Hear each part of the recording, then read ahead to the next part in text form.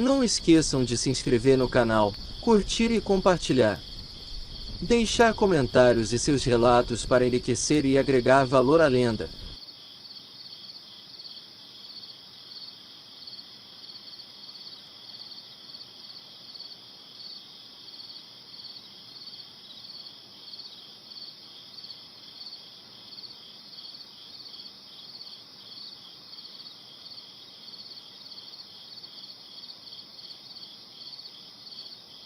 Me chamo Sebastião e moro no estado do Mato Grosso do Sul. Desde garoto ia pescar com meu pai e meu tio no Rio São Lourenço. Claro que, assim como muitas regiões do Brasil, existem lendas urbanas, folclores e assombrações para assustar as crianças. Ou aquela roda de amigos contando no meio da noite histórias de terror. Com minha família não era diferente. Meu tio puxou muito do meu avô na arte de assustar com esses casos de assombração. E quase sempre quando anoitecia ele começava a querer me assustar e aos meus colegas, com histórias da mulher de branco e outras assombrações.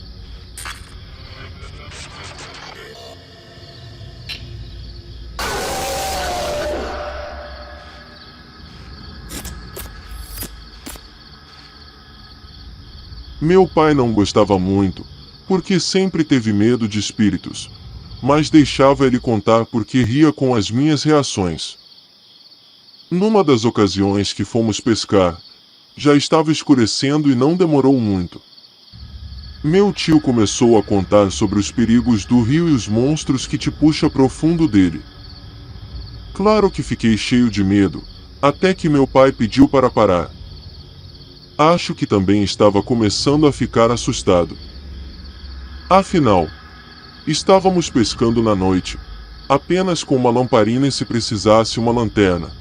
De resto era um breu total. Fora os sons dos animais na mata. E o vento frio. Um clima perfeito para escutar histórias de terror. O tempo foi passando e talvez umas meia hora depois, ou um pouco mais, lá longe, vimos na escuridão do rio um clarão. Pensamos que talvez fosse algum pescador. O estranho é que não tínhamos visto ninguém passar por nós. Até então, tudo bem. Até que percebemos movimentos rápidos pelas águas e não ouvimos nenhum som de motor e nada parecido para ter aquela velocidade e movimentos. Continuamos observando esses movimentos, até que percebemos que foi se aproximando rápido da margem e simplesmente subiu entrando pela mata. Meu pai e meu tio ficaram se questionando o que poderia ser aquilo. Seria um pescador? Será? Claro que meu tio não perdeu tempo. Olhou para mim dizendo que era uma assombração. Meu pai cortou a brincadeira, dizendo para parar com isso que poderia atrair coisa ruim. E mal terminou de falar, vimos a luz voltando da mata para o rio em alta velocidade.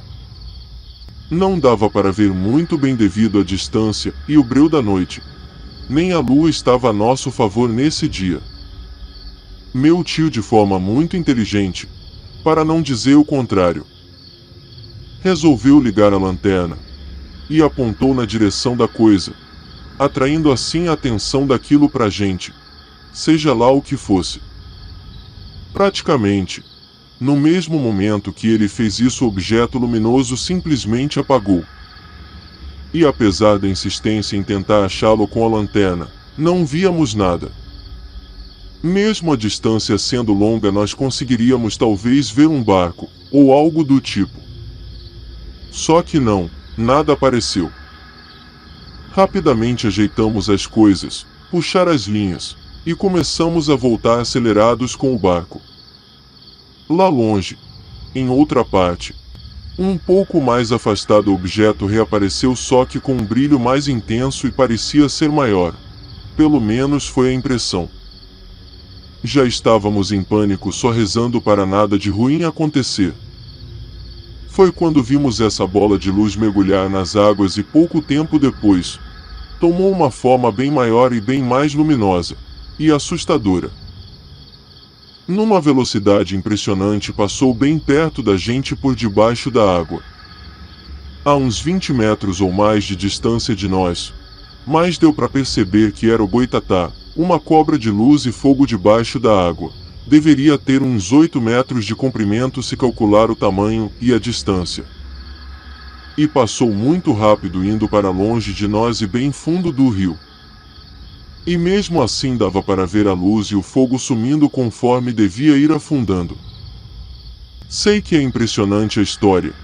Até eu teria dúvidas em acreditar se não fosse comigo. Mas tem muitos relatos misteriosos no interior do Brasil. Eu mesmo não acreditava nessas lendas, mitos e coisas do tipo. Apesar de ter muito medo dessas histórias, hoje percebo que tem um fundo de verdade em cada uma delas. Até contei uma vez para um amigo essa minha história. Ele acredita que não era o boitatá e sim uma sonda ou nave alienígena. Não sei.